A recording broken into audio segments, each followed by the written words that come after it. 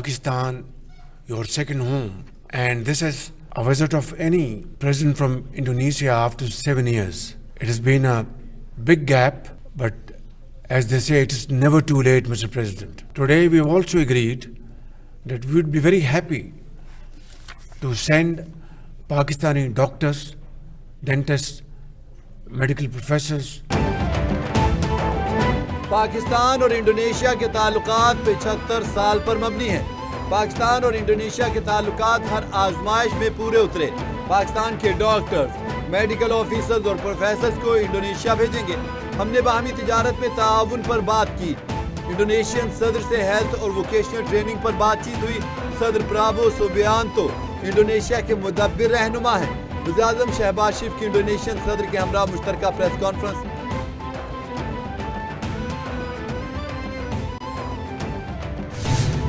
Even before I landed on Pakistan soil, I was received in the air, escorted by your distinguished Air Force pilots with your JF-17 Thunder. Great honor for me. Pakistan اور Indonesia کے درمیان تاریخی تعلقات ہیں. پاکستان کی جانب سے صحت کے شعبے میں تعاون کا خیر مقدم کرتے ہیں. صدر انڈونیشیا پرابو سوبیانتو کہتے ہیں کہ پاکستان کی فضائی حدود میں JF-17 طیاروں کی سلامی میرے لیے اعزاز ہے. ہم نے مختلف شعبوں میں تعاون کے حوالے سے معاہدوں اور MOUs کا تبادلہ کیا. تعلیم، تجارت اور ٹیکنالوجی کے شعبوں میں تعاون کو فروغ دیں گے. Deputy Prime Minister and Foreign Minister, and His Excellency Sugiono, Minister of Foreign Affairs of the Republic of Indonesia.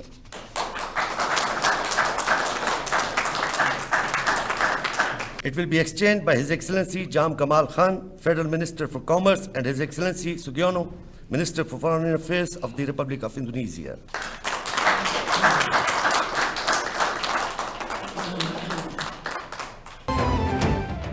Pakistan اور انڈونیشیا کے درمیان 7 مفاہمتی یادداشتوں کے تبادلے کی تقریب. صدر انڈونیشین پرابو سوبیانتو اور وزیراعظم محمد شہباز شریف کی تقریب میں شرکت. پاکستان اور انڈونیشیا کے درمیان اعلیٰ تعلیم کے شعبے میں تعاون کا معاہدہ ہو گیا. دونوں ملکوں کے درمیان تاریخی دستاویزات ریکارڈ محفوظ بنانے کے لیے مفاہمتی یادداشت کا تبادلہ ہوا. پاکستان اور انڈونیشیا کے درمیان حلال تجارت سرٹیفکیشن کے لیے مفاہمتی یادداشت کا بھی تبادلہ.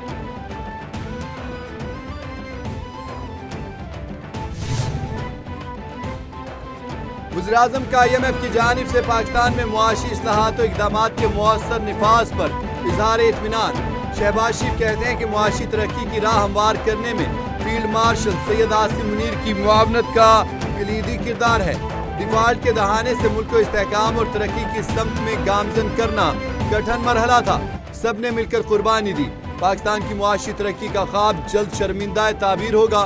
بیرونی قرضوں سے مکمل نجات تک محنت جاری رکھوں گا.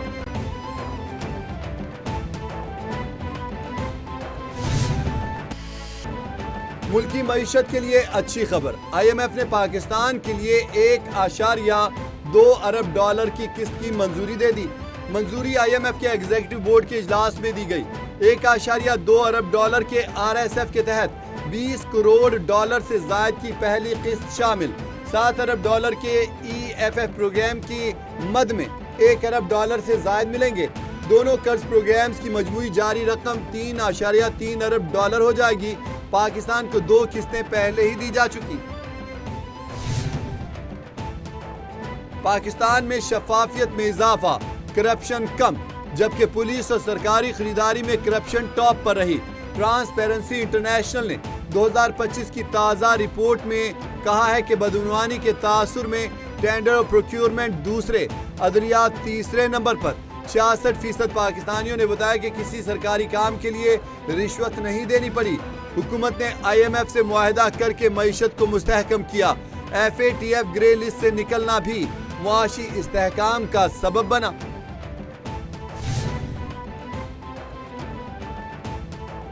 اسلام آباد ہائی کورٹ کے جسٹس طارق محمود جہانگیری کے خلاف جعلی ڈگری کیس قابل سماعت قرار.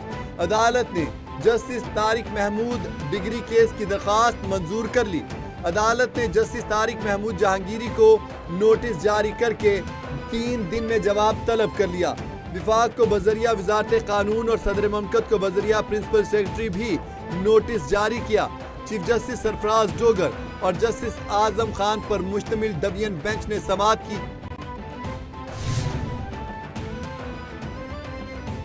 الیکشن کمیشن نے اسلام آباد کے بلدیاتی انتخابات کا شیڈول جاری کر دیا۔ اسلام آباد میں بلدیاتی انتخابات 15 فروری کو ہوں گے۔ الیکشن کمیشن کا بلدیاتی قانون 2015 کے مطابق انتخابات کرانے کا فیصلہ۔ الیکشن کمیشن حکام نے کہا کاغذات نامزدگی 22 تا 27 دسمبر جمع ہوں گے۔ امیدواروں کے کاغذات نامزدگی کی جانچ پڑتال 30 دسمبر تا 3 جنوری ہوں گے۔ امیدواروں کے انتخابی نشانات 16 جنوری کو الاٹ ہوں گے۔ مسائل کا حل آئین و قانون کے مطابق ہونا چاہیے۔ پاکستان پرامن ملک ہے۔ ہم نے ہمیشہ آئین و قانون کی پاسداری یقینی بنائی۔ اسپیکر پنجاب اسمبلی ملک احمد خان نے کہا بانی پی ٹی آئی کی حکومت نے عدلیہ کو تقسیم کیا۔ وہ کون لوگ تھے جنہوں نے سپریم کورٹ میں گروہ بندی کی؟ نفرت کی سیاست کسی کے حق میں بہتر نہیں۔ بانی پی ٹی آئی نے سیاست سے بات چیت کو نکال دیا۔ بانی پی ٹی آئی نے سیاسی انتقام کے سوا کچھ نہیں کیا۔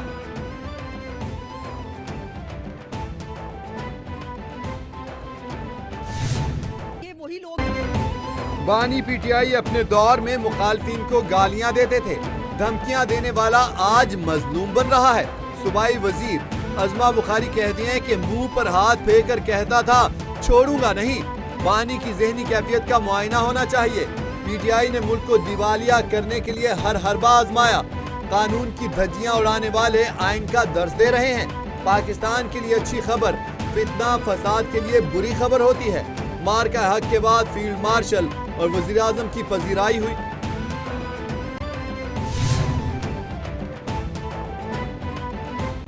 وزیر اعلیٰ خیبر پختونخوا کی زیر صدارت کاؤنٹر ٹیررزم ڈپارٹمنٹ کا اہم اجلاس۔ سی ٹی ڈی کے 186 ڈیٹیکٹیوز کو 638 مستقل فیلڈ آپریٹرز میں تبدیل کرنے کی اصولی منظوری۔ سی ٹی ڈی کی گاڑیوں، اسلحہ اور جدید آلات کی فراہمی کے لیے 7 ارب 77 کروڑ روپے کی منظوری دی گئی۔ وزیر اعلیٰ سہیل آفریدی نے کہا وسائل کی کمی کو صوبے میں امن کے قیام میں رکاوٹ نہیں بننے دیا جائے گا۔ حکومت سنجیدگی سے امن و امان کے قیام پر کام کر رہی ہے۔